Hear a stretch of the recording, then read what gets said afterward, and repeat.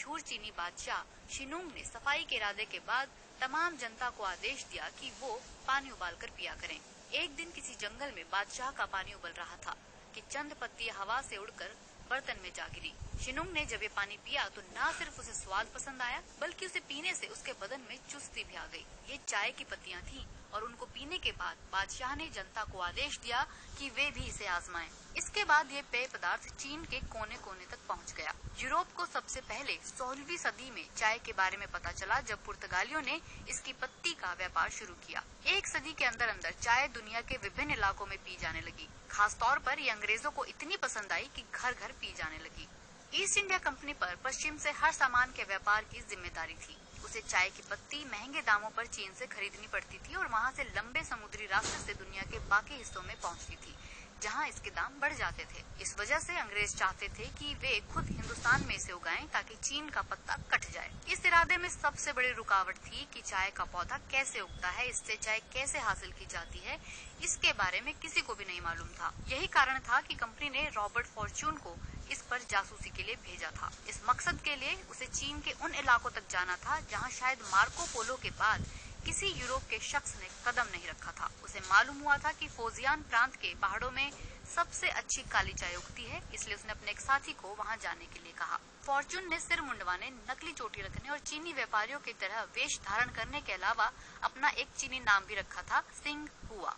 East India company ने उसे खास तौर पर यह आदेश दिया था कि वो बेहतरीन चाय के पौधे और बीज के अलावा ऐसे पौधों की खेती और उगाने की तकनीक हासिल करके आए जो हिंदुस्तान में पैदा किए जा सके।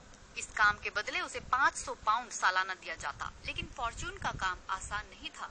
उसे चीन से केवल चाय को पैदा करने के तरीके नहीं सीखने थे बल्कि वहाँ से उन नायाब पौधों को चोरी करके लाना था। फॉर्च्यून खासा अनुभवी व्यक्ति था। उसे चाय की किस्में देखकर पता लग गया कि चंद पौधों से कुछ नहीं होगा बल्कि पौधों और बीजों को तस्करी के जरिए भारत लाना पड़ेगा ताकि वहाँ चाय की पैदावार बड़े पैमाने पर शुरू हो सके। यही नहीं, उसे चीनी मजदूरों की भी जरूरत थी ताकि वे हिंदुस्तान में चाय की खेती में मदद दे सके।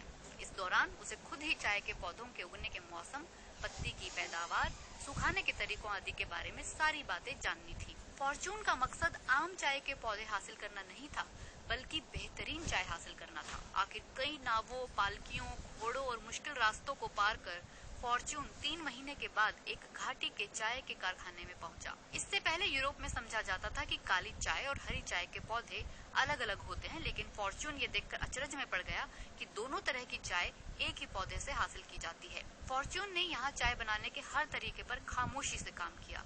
उसे अगर कोई बात समझ नहीं आती तो वो अपने साथी से पूछ लेता था। फॉर्च्यून की मेहनत रंग लाई और वो शासक की आंख बचाकर पौधे, बीज और कुछ मजदूर हिंदुस्तान में भेजने में कामयाब हुआ। ईस्ट इंडिया कंपनी ने उसकी निगरानी में असम के इलाके में चाय के पौधे उगाने शुरू किए। लेकिन एक गलती हो गई।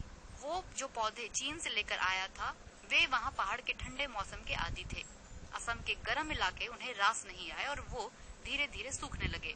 इससे पहले ये तमाम कोशिशें बर्बाद हो जाती, इस दौरान एक अजीब संयोग हुआ। इसे ईस्ट इंडिया कंपनी की खुशकिस्मती कहे या चीन की बदकिस्मती कि उसी दौरान असम में उगने वाले एक पौधे का मामला सामने आया। इस पौधे को एक स्कॉटिश व्यक्ति रॉबर्ट ब्रॉस ने 1823 में खोजा था। चाय से मिलता जुलता ये पौधा असम के पहाड़ी इलाकों में जंगली झाड़ियों की तरह उगता था। हालांकि कई विशेषज्ञों के अनुसार इससे बनने वाला पेय पदार्थ चाय से कम अच्छा था।